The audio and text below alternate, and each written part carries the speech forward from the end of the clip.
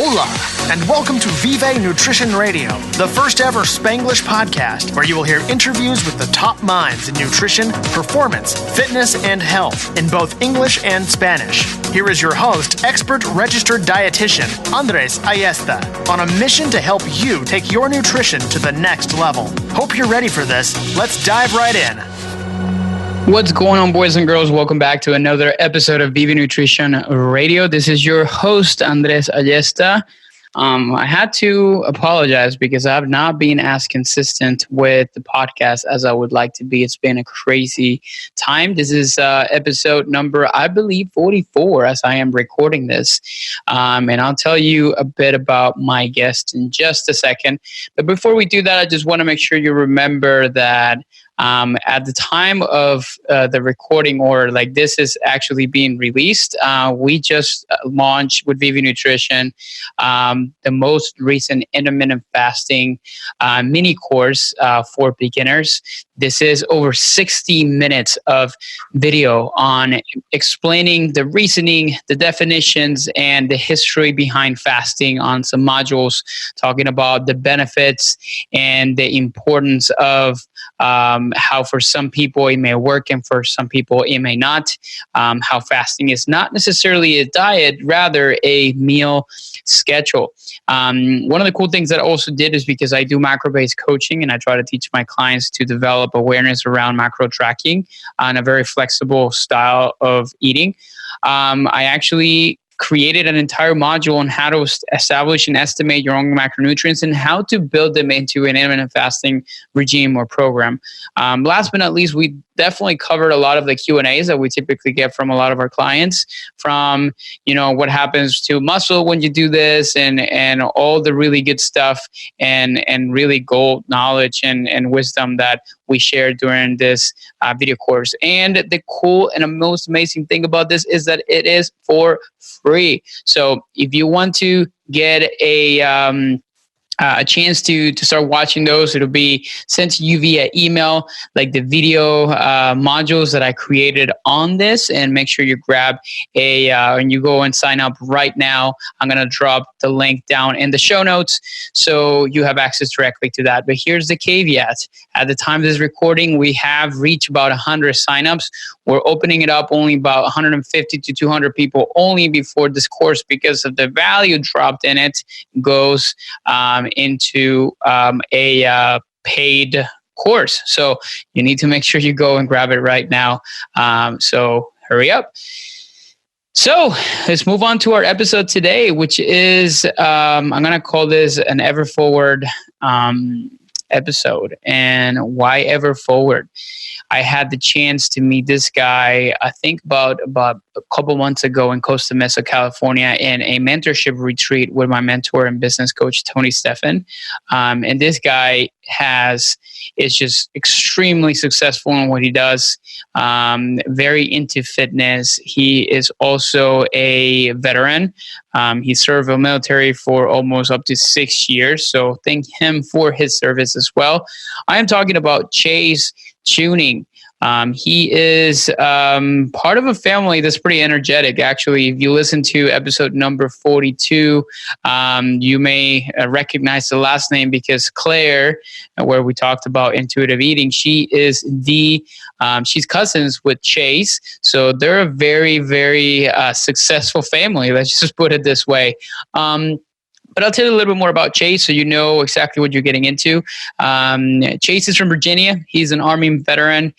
He went to Virginia Commonwealth University after he got discharged due to injuries from the military. He does have a Master's of Science in Health Promotion.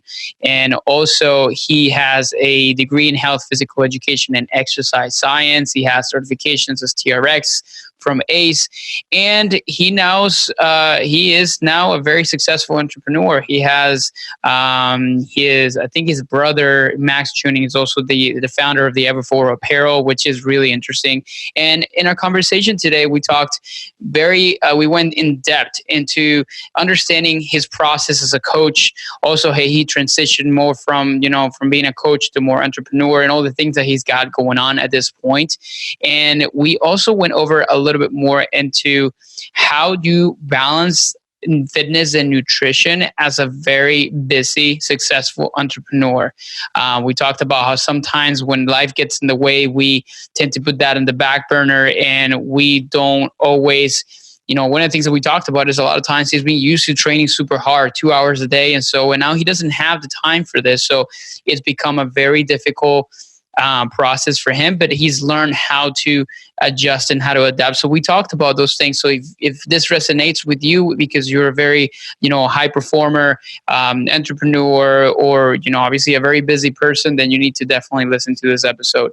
So this is, among other things we discussed in our 45-minute conversation. So hopefully you enjoyed. I will see you guys on the next episode, and enjoy. What's going on, guys? Welcome back to another episode of Viva Nutrition Radio. I'm pretty excited today because a couple of weeks ago, and as I introduced him a couple minutes ago, I had the chance to meet Chase Tuning, and I think it was Costa Mesa, correct? I think we talked in there, in Tony's mastermind retreat. So, Chase, welcome to the show, man. How's it going? Andres, thanks so much for having me, man. Yeah, it was Costa Mesa, California, down there in the beautiful bubble of Orange County, California. Beautiful time of year, beautiful place, great time. Non-humid. That's a big part of that. Exactly. Keywords, no humidity. That's for sure. Yeah, man, that's great. And I think like the reason I wanted to reach out there at that point is because I know that you have a lot of stuff going on, and I'm excited to chat here today about Ever Forward, about you, your trajectory, what brought you to where you're at today. But this is actually, I'm going to call this, I didn't tell you this before we started the recording, but I'm going to call this Tuning Week, speaking of puns, because your cousin actually comes on. Claire is actually coming in tomorrow to do a podcast with Intuitive Eating. So we're going to call this, a Tuning Week. So super excited for that, man. But why don't we kind of break the ice and talk a little bit more about your background, man? Because I know one of the things that kind of resonated with me the most is when I read on your bio and your profile, you came from a very active duty military background. So I guess the first question is, the transition, you serve, which by the way, thank you so much for your service for, I think I read in there somewhere between 4 to 5 years, not really sure exactly. 6 years. Yeah. 6 years active duty. Yeah. So you serve our country, and, talk to me more about the transition that you made. What made you make the decision to kind of get, get relief from duty and switching more into, or what was the transition to? Was it more like the coaching aspect of things, or, was it the Ever Forward? So I'm just trying to figure out and trying to piece things together as far as your history, or maybe just walk us through, the timeline of your life and how you became to what you're at today. Yeah, absolutely, man. And this is actually funny timing as well. This week, so we're talking July 30th, 2019. Yesterday, well, technically the 28th, but just on paperwork terms. But this week, almost to the day, exactly 10 years ago, I left the military. It was July 28th, 29th of 2009. So a really timely conversation, really timely question. That's crazy. And it really was not my choice. Like I said, served 6 years active duty. That was my initial contract when I enlisted. I agreed to 6 years. I had plans for staying in for the full 20. In the military, 20 years is kind of that magic number where if you serve that number of years, you can retire. You get, your pension, you get benefits, you get all of these things. And it seemed really great to me. I was like, well, if I don't like it after 6 years, I can get out. But if I do, I'll stay in. And I planned on staying in. I wanted to, maybe change jobs, maybe even switch branches. I was in the Army. I was contemplating switching over, becoming an officer in the Air Force. I liked it. I was going to commit to the full 20. I mean, what's better than retiring at 37? I could do my 20 years, retire at 37, go on to the next chapter of my life.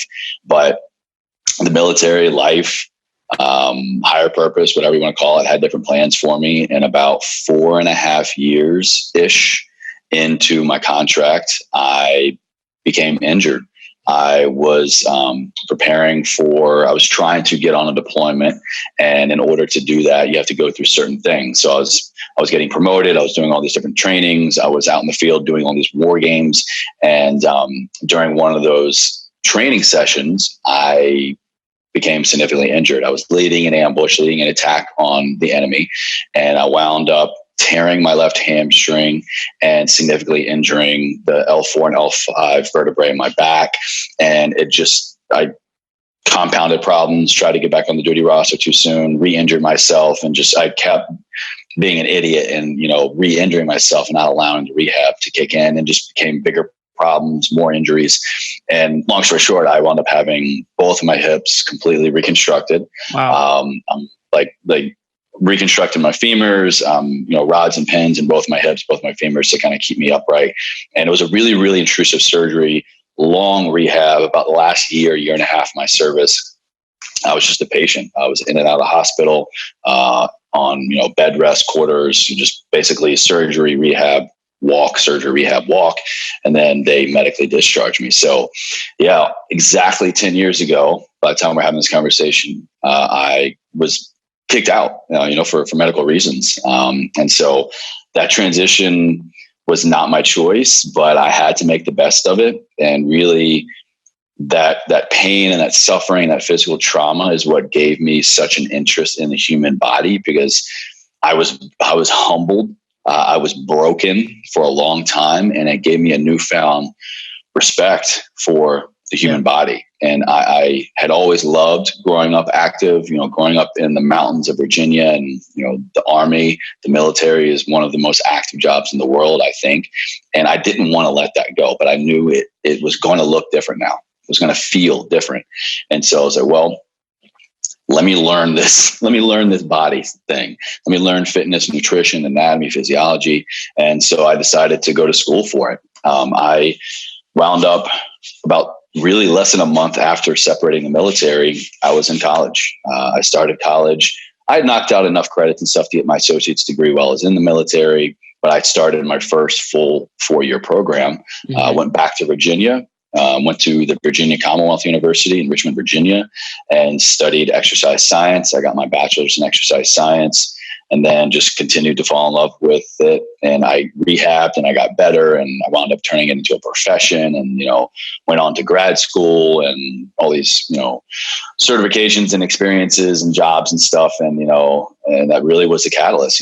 Getting broken was the thing that I needed to really put me on the path to where I am now. That's crazy, man. And I'm sure this is something that you had no plans over. I'm guessing at some point you kind of imagined yourself, like you said, I'm going to finish my military career, retire, and I'll see what happens at that point. And, never kind of thought that you were going to kind of pursue a career in fitness and coaching and all that kind of stuff until you're at today, it sounds like. I didn't even know this was like a job. When I started, I was getting better. Like I said, feeling better. I was rehabbing, and I was getting back into the gym and being active. And at most, I thought at that point, I was like, maybe I'll open a gym one day, or maybe I'll, own one, or I'll part own, or whatever. I thought that was it. I thought that's all you could do really in this space. But through great experiences and through really bad experiences of internships and shadowing experiences and jobs, and just trying all the things that you can do in this world of fitness and nutrition and wellness, I slowly began to kind of whittle down and filter down what really excited me and what didn't. And out of that, it kind of became obvious that, wow, I can really take all the things that I love and, do whatever I want with it kind of thing. It took me a while to get to this point. I didn't just, I'm not like Claire. Yeah, I didn't just graduate college and, find a mentor to start my own business. She's killing it. It's amazing. I think a lot of people are now. They're finding the potential, finding the right person to connect with to really pursue what they want. But I thought maybe I'll own a gym one day.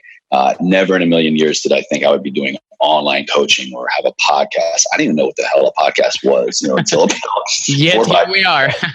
Yeah, here we are, man. It's funny. That's exciting, man. So, and I think, I guess in the whole transition period, and I think this actually started from a long time, from what I read in some of your profile, which was ever forward. And I think it's something that I literally think I read somewhere that you even have it tattooed in your body.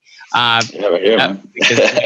and you mentioned, and you and I had this conversation in Costa Mesa when we were talking about this, because I asked you, like, why ever forward? Where did it all start? And I think this is something that even goes back before military. This is something that your family kind of instilled in you, and it really resonated with me because of really what it stands for. But I want to hear it from you. I want to know really what is Ever Forward, and how do you turn the concept of that philosophy into obviously a business that can now impact thousands, if not more people right nowadays? Yeah, really powerful question, man. And I think at first when we got started with sharing EF, and I say we, my brother was the first one who officially introduced Ever Forward as a brand and as anything outside of just what we said in our family. I had the tattoo. It had been my license plate ever since I was 18 years old. But it was just kind of like a family thing. We're like, we never thought it could be anything more. And so once he introduced it on a t-shirt, shout out EF Apparel, we realized that, wait a minute, like this is something more. This is more than just a phrase that our parents said, our dad said. It's more than just something that a dying man, really, our father passed away from a terminal illness. It's more than just something a dying man just kept telling us to do, ever forward.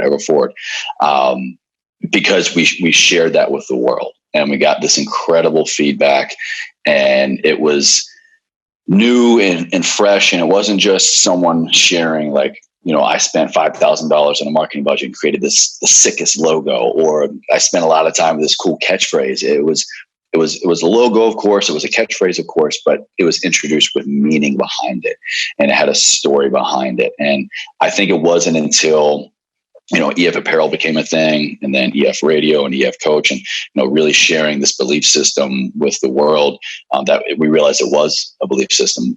Maybe just personally speaking, but it definitely is my belief system. It's a way of life. It's a way of thinking, because I think once we shared it with others and we realized the impact that it had on others and how it was changing people's lives, more importantly, how they were able to take it and kind of make it their own. It wasn't just like, hey, here's the Ever Forward Kool-Aid, sip it, and abide by these rules. But it was a thing for people to latch onto in the best of times, the worst of times, because that's exactly what we had to do. It's something we heard in the best of times growing up as kids, and something, we had to live through in the worst of times, and losing our dad. And so, it became something more pretty quickly. But absolutely right. It's historical. It really is. Our dad picked it up from his time in the military. Every unit that you're in, I can, speak to the Army here. You have a creed, a saying, and his first unit when he was in the Army was Ever Forward.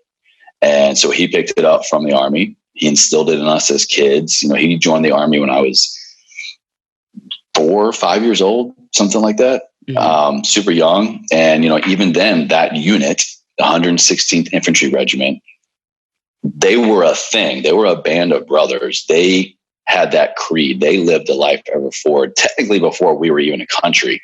It goes way, way back to this just collection of colonial settlers with rifles during the American Revolution. It was a thing before there was an army, before we were even a country. This goes back late 1700s. Once we kind of became aware of it, of like the impact it's having here and now, and then we kind of looked back and really became aware of the history, it was just like, wow, like this thing is wild. Yeah. So much more than I think we even thought, and maybe even still think. And I guess like the belief system behind Ever Forward is just like, simply put, it's like to obviously, what can you do for the person right next to you? What can you do for other people? Like, is that kind of like the why? Because I'm a big believer, and I think you also talk about this and you've done in the past and some of the podcasts I listened to, which is your why, understanding exactly. And I think the most successful companies are the ones that always start with, there's a book by, I think, I forgot his name. Simon Sinek, yeah. Mm-hmm, which start with why. So, like an apparel company, as you're kind of saying with your brother, I think his name is Max, right? and it's essentially like, what do you sell? A t-shirt. How do you sell it? Well, this is like the kind of channels that you can get it. But then why this t-shirt? Why Ever Forward? Why should I buy this? And I think is that belief system of, what does it really do, and what am I getting here when I'm buying this piece of furniture, or not furniture, but of clothing, or like maybe one day maybe one day you have like, some like a furniture line. But like what's kind of like, what's the message you're trying to convey to people that get coaching from Ever Forward, the people that listen to Ever Forward radio, or somebody that just simply buys a t-shirt? Yeah. That's powerful. I honestly just think hope, because it's all we had during a really dark time. And, I think during dark times, whether, maybe you're going bankrupt, or like your family members are dying, or just insert any, horrible thing that's relatively bad for you, insert that here. People need hope, and we needed hope, and we wanted hope. And so at the time, it was just a thing that we could latch onto to give us that hope of, Ever Forward. It's like, all right, we're having a horrible time in life right now. What's something positive that I can just insert to like hold on to during this hurricane storm, And so I think, to answer your question, I hope that it instills hope in people, really hope in themselves. Yeah. Because when I look back at this storyline, it's not, I don't feel successful. I don't feel transformed. I don't feel evolved as a human being because of what I was able to get from my dad or that experience. But, it's not like, if I lose that, then I lose everything. But no, it's just like, it instilled something in me that allowed me to find all the tools necessary for growth within myself. Yeah. And so I think that's possible for everybody. And if everybody can develop a sense of hope or find something that is hopeful, it is the catalyst I think a lot of people need to realize that, wait a minute, like that's motivational, that's inspirational, that's what I need right now, like I said, to kind of weather the storm. But then when you look back at the storm you just went through, you did it, like you went through it. You had somebody there to kind of walk through it with you, but really when you get down to the hard things in life, we get through them because of our own capabilities and what we can learn in that experience. Yeah. And so whether you're wearing a t-shirt, listening to a podcast episode, or, a client of ours, I hope that we instill hope in you that whatever goal you're seeking, whether it's in the gym, in life, in business, whatever, that, you realize, you can foster the community along the way, but you are truly capable of anything you want to achieve in this world. That's powerful, man. And I guess if we switch over to like now speaking more like, specifically on coaching, since obviously we're both coaches. And I'm just always curious on the way that you kind of like, let's just say that you transfer some of those concepts and the way you kind of coach your clients, because I feel like my background is in as a dietitian, just like your cousin Claire, we're taught the science. We're taught like all this different concept of nutrition, scientific areas and stuff like that, and how basically we can translate it to people. But the biggest transformation that I've experienced as a coach is to basically understand human behavior and how can we kind of change people's perspectives and the way they kind of like look at life, at their goals and that kind of stuff. So I guess like the question here is like, what is like your coaching philosophy? Like what is like the main areas that you try to focus on your clients to help them achieve not only the physical transformation, but just overall like life transformation, as a coach right now? Absolutely. We kind of have definitely in the coaching model and a lot of the topics that we have on the podcast, we say we have these kind of three pillars: fitness, nutrition, and mindset. And it takes all three of them. It takes equal attention to them. I understand maybe right now, devoting time to your mindset is more realistic and you're going to have higher adherence than your fitness and nutrition. And they all kind of rotate as necessary, but you do need to go back to them. And the reason I say that is because those are the three pillars that have given me the most change. And that when I look back at my journey, as a person, as a human being, as someone in the gym training themselves, as getting a coach, becoming a coach, studying it, those are the three areas to really optimize this human experience and to really deliver total wellness. It takes heightened attention and awareness around your fitness, nutrition, and your mindset. And I honestly think over the years, my weight has shifted in terms of the one that I think has the most amount of weight and can be the biggest catalyst for behavior change, like you're saying, really is the mindset. And I'm sure you've experienced this where you're working with someone, and what does everybody want? Oh, all right, I'm going to be better now. I'm going to be healthier. Like, I want to get in shape. What do they all do? Start with working out. All right, so let me clean up my eating habits. And then what happens over time, they snowball and their mindset shifts. And they're like, wait a second, like I'll say 9 out of 10 at least. It's not so much that I care about the six pack. It's, I just care about feeling good, looking good, for my own self, or I want, my significant other to kind of look at me in an old way, or, it's because, I'm trying to get bigger and stronger because as a kid I was bullied and beaten down. So I don't ever want to be weak again, that, perception of being weak. And so my experience is that initially we start with the fitness and nutrition because they're the most obvious paths. They're the most obvious variables we can manipulate. But then as that changes and you achieve success in those forms, like, all right, I got the weight loss, or I got the weight gain, or I hit that PR in the gym, or I cleaned up my eating habits.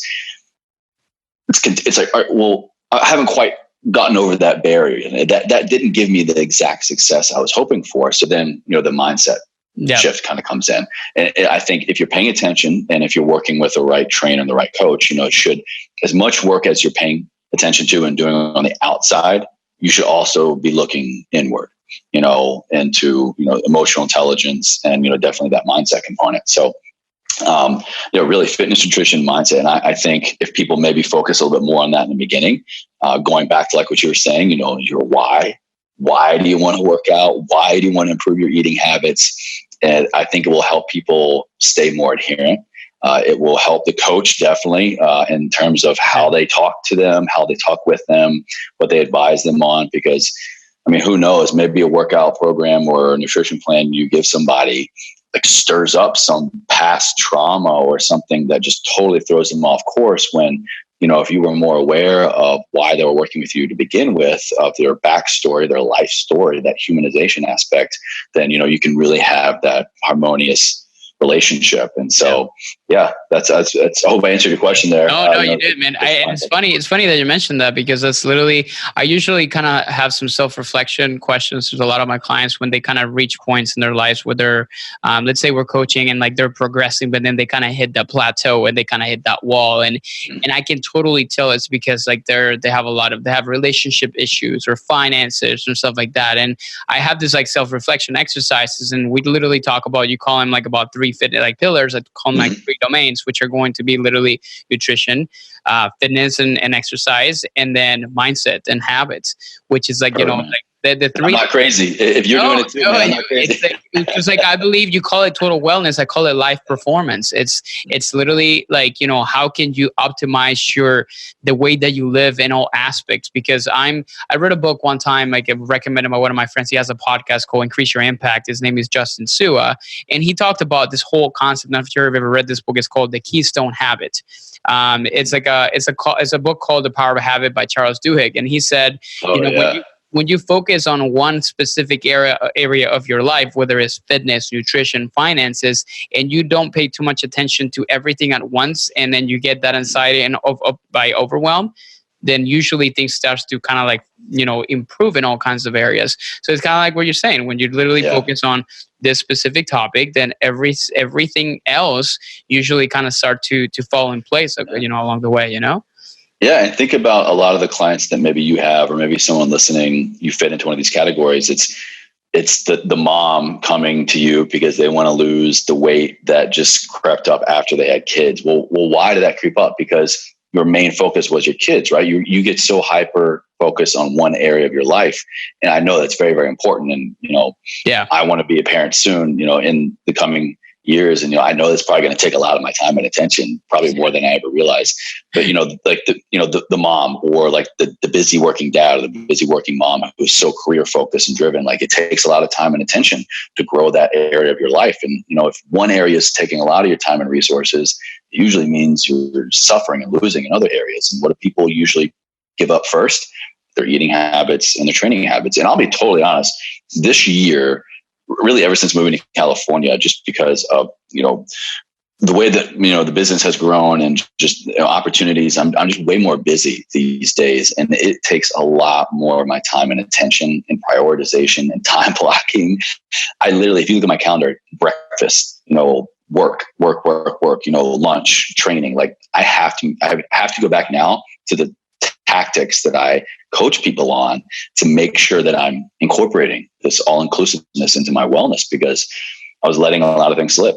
And, I was making less desirable choices in my eating habits, and I needed to bring that back to center. I was losing frequency in my training, and I need to bring that back to center. So it all takes kind of this sense of awareness to really, what we say, live the life ever forward, is fitness, nutrition, mindset.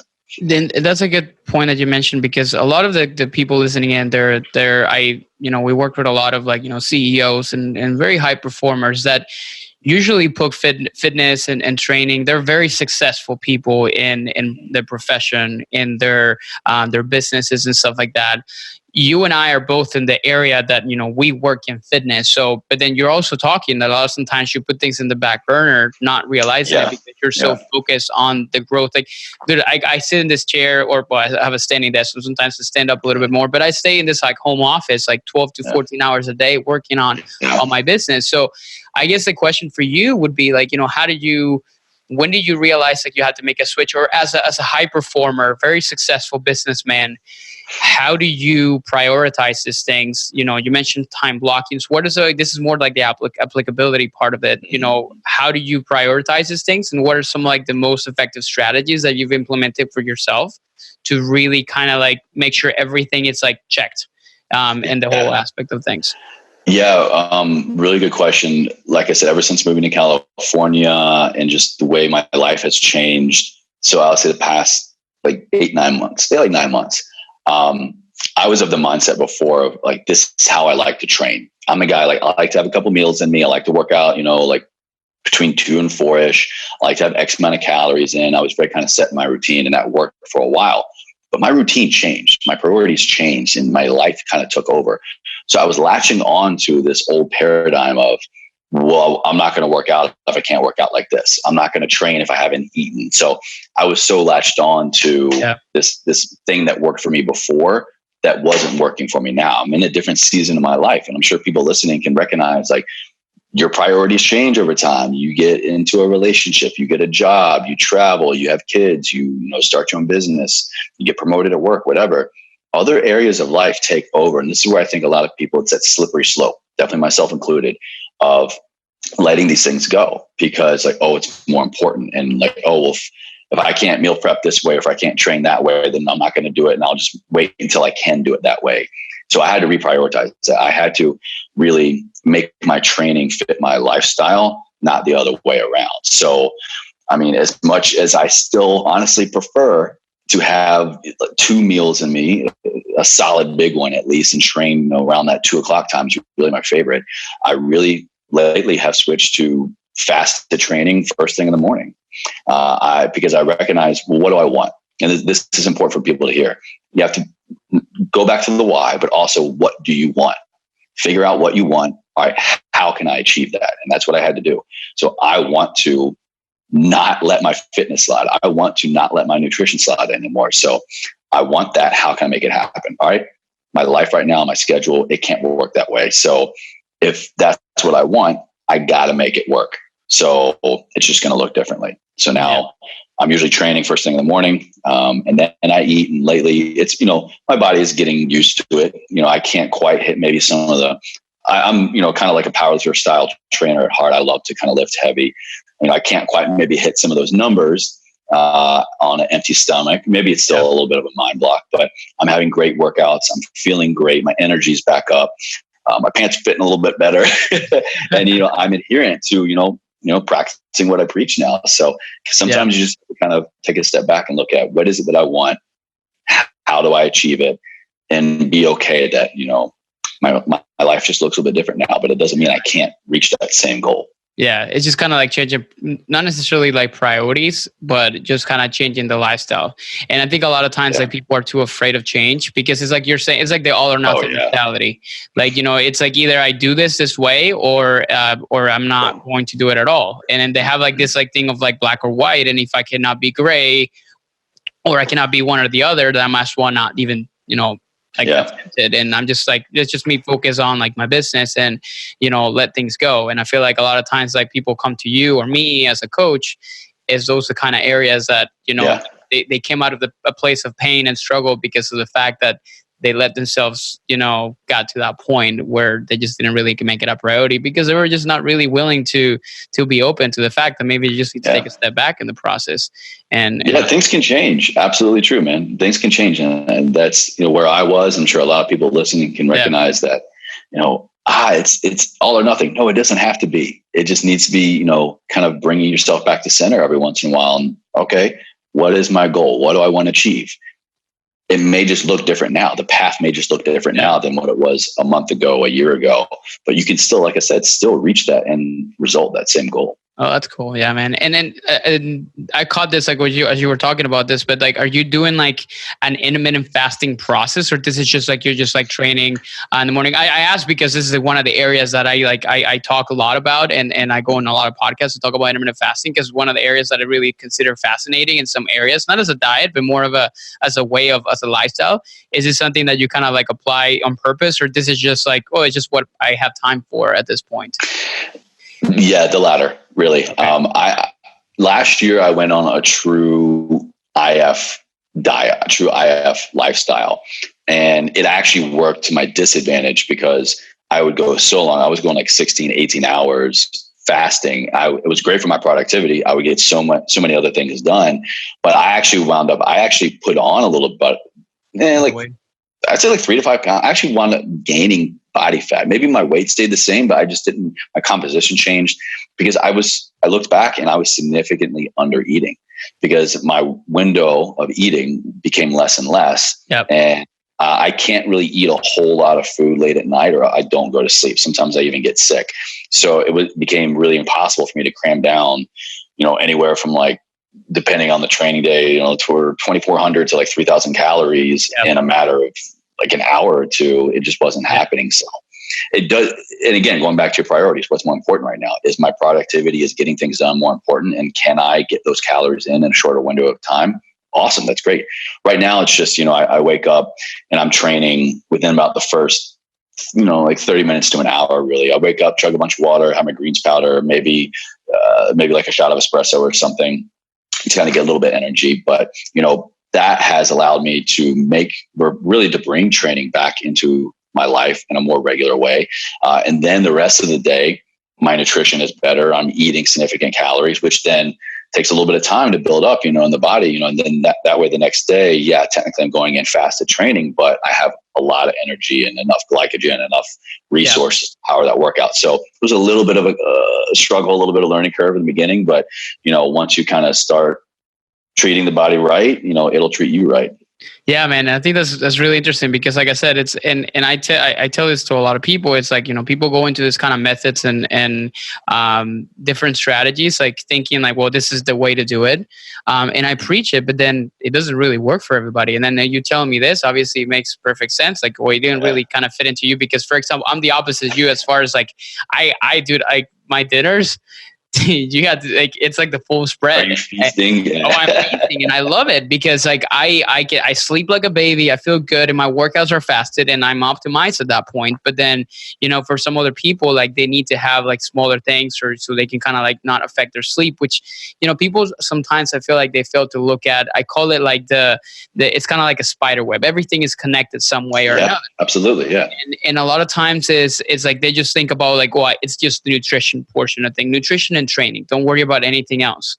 And they fail to see all these areas that can be affected negatively or impacted indirectly that a lot of times can kind of lead to, you know, the point where they don't want to be. So those are some really interesting things that I'm kind of hearing. And it's really cool to kind of talk to people that sometimes like it's like a contrast. Like it's like, okay, this doesn't really work out well for you, but for other people it may actually be a positive thing. So it's kind of like interesting to look at it from that perspective. So cool to hear that, man. Yeah, man. I guess to kind of like start to wrap things up a little bit more, like I guess like I wanted to ask you what are you up to these days, dude? Because like I feel like you got way too much stuff going on. Like I know you're the host for like Everforward Radio, and I know like I actually saw in there that you do have an app as well. Is this like kind of like a part of your coaching process, or what do you got going out at this point? Oh yeah, what don't I got going on? You're right. I probably have too many things going on, but I think that's just a beautiful part of, once you do kind of get into, passion projects, and definitely once you make it, your career, the potential for things truly does become limitless. It only just becomes limited by how much time you have in the day. So my biggest baby is definitely the podcast, Everforward Radio. We produce shows twice a week and like 1 to 2 bonus episodes a month. So we're putting out, anywhere, like 9 to 10 episodes a month, really sometimes even 12, depending on if we get some great guests or like a mini series or something. So that's a full-time thing in and of itself. And then, Everforward Coach, we have a health tracker app that was used for true fitness and nutrition coaching, health coaching. And we've expanded upon that to other platforms and other forms of coaching consultations for B2B, helping other small business owners and people trying to shift like exactly what I did from in-person to online, or a little bit of hybrid of both. And consulting on a lot of different things, brands and people who want to start a podcast and kind of leverage their coaching business and grow in the social media aspect and, networking. It's just, it's really kind of hard, honestly. So I've got coaching, I've got the podcast, but there are a lot of things in between that spider web you're talking about. That's really kind of hard for me to really quantify and describe. I'll say relationship building, networking, got a lot of things in the works. We got a live event coming up here in LA in September. Working on other speaking engagements, books, already looking at planning in 2020. It's just really kind of going back to what we talked about in the beginning of the interview, of really finding the most unique ways to get this message of Everforward out there. Because as we grow as people and humans, and as our family grows, you're going to grow as a person no matter what. But once you kind of have this thing that you believe in so much, that grows with you. That, begins to kind of look and feel differently. And so what's been great is over the years, we've been able to present it in different ways. It looks and feels and sounds differently. And so I really think that we're just scratching the surface in terms of how we can help other people, connect with other people, help others live a life Everforward. It's a lot of different things, man. It's a lot of different things. But, one day I'm talking into a mic, another day I'm meeting somebody for coffee. It's a wild west out here, man. I don't even know how to really fully describe it.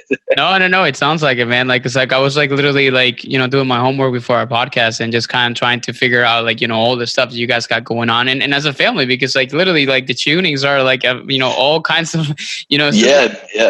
Max runs the apparel stuff, and he takes over. He's killing it in the YouTube, not even like fitness anymore. It's lifestyle, he's in the gym. He's like 165 pounds and deadlifts like almost 650. I think it's stupid strong. So between, that, he's extremely creative behind the lens there, and, with EF Apparel. And then, I run the coaching and the radio, and then who knows what else, man. That's awesome. Whatever comes next. I don't know. That's exciting. This question is more, I like to ask this question to other podcasters because it's really interesting. Can you just kind of spike, a short conversation? Like, what is like the most interesting, and I know you've done a ton of episodes, the most interesting guest you've ever brought on your show, and why?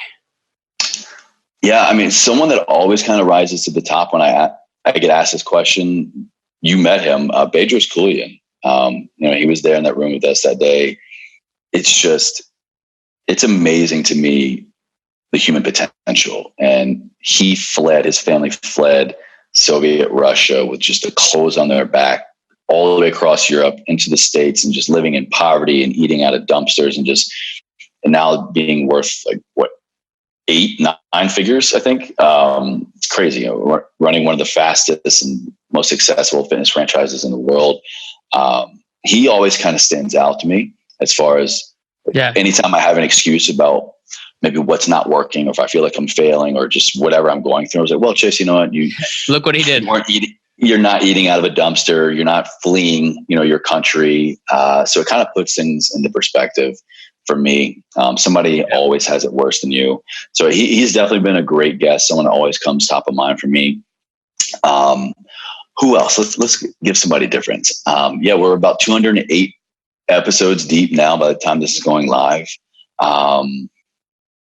Someone that stood out to me that has continuously been a part of my life, Rosie Acosta, actually. She's someone that really, I think, solidified. She runs a podcast as well. It's called Radically Loved. She's a yoga instructor. She's very well known in the yoga community. And her and I connected a little over 2 years ago, like 2.5 years ago. And that's when I just started kind of dabbling in yoga. And after that conversation with her, she really kind of just helped me find a way to make yoga cool for me. That's really cool, man. And so it was great for like my rehab and ongoing, body issues. But honestly, she just talked and she's like, try this, try that style. And, I'll go do certain yoga moves and stretches and then I go into the gym and I have the best workout ever. I've hit PRs. Pretty much all my PRs the last 2 years have been after like a yoga session and also it just really helped me get into the practice of the physical component of it, but definitely becoming calmer and, the mindfulness aspect of it. She's someone that, that one interview, and we've stayed friends over the years. She's here in LA too, actually, really has stuck with me. So she's been very impactful in my life. That's cool, man. I'll look her up for sure. Cool, man. Like this is great. I love this conversation. It's the best, man. The podcast works the best. I love to have these conversations because I learn so much from other people and also things like when people listening in, they can kind of learn, little sometimes like tips and sometimes be inspired by the conversations that we've had here. So hopefully that's the idea. Ever forward and impact. Yes, that's sir. Like the main things.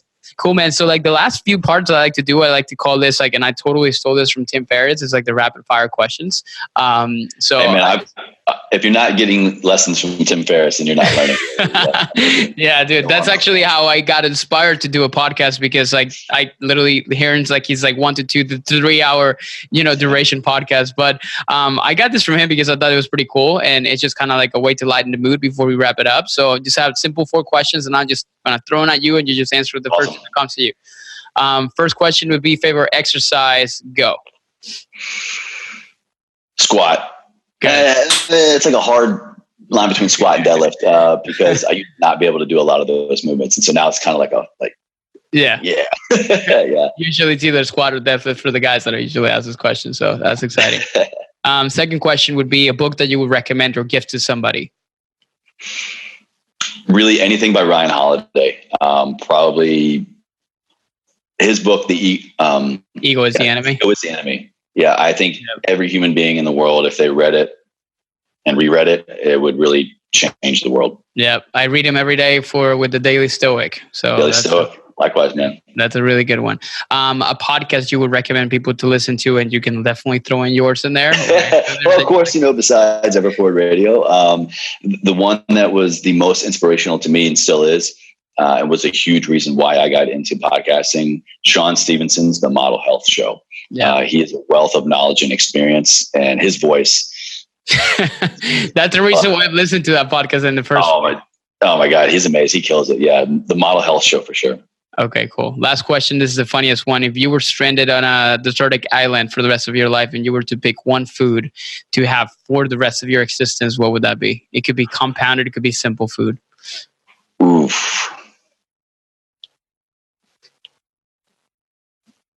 Definitely, over the years, I've grown an appreciation for the brown culture, Persian, Middle Eastern food. My wife is Persian, and I had never experienced Persian food until I met her. And I felt like my whole life was a lie before that point. Persian food, Middle Eastern food is amazing. So if I could get stuck on I would get stuck on a deserted island with a big bowl of basmati rice, some kebab, maybe some halim, and what else is good in there? Oh yeah, some good torshi, like all the. Oh my God, it's so good.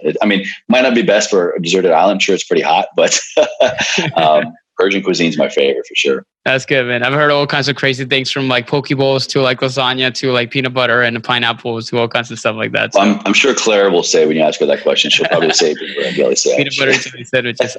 I'm literally, she's recording tomorrow, so I'm excited to hear what she's gonna say. I'm pretty confident that's gonna be it. Cool, man. Well, it's been a pleasure to have you here on the podcast. Thank you so much. Likewise. How can people reach out to you, talk to you, find out about what you're doing right now, or get in contact? Yeah, I'm most active on Instagram. It's at @Chase_tuning.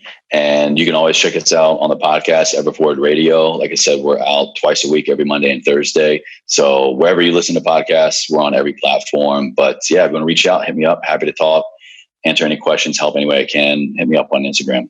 Awesome. I'll put all the stuff on the show notes for you guys, so you can make sure you access it. And of course, like, this episode will be available on iTunes, Google Play, and all the shebang. And of course, on my website as well, in case you have any questions or want to have direct links to everything. Chase, it's been a pleasure, man. Thank you so much for your time here today. Hopefully we'll do this again soon.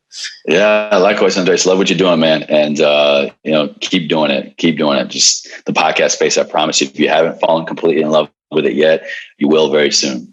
Ever forward, man. Yeah, always. You have been listening to Viva Nutrition Radio. Couple of things before you take off. If you enjoyed this episode, please, I would love to get your feedback. So feel free to drop down a review, and I will be forever grateful.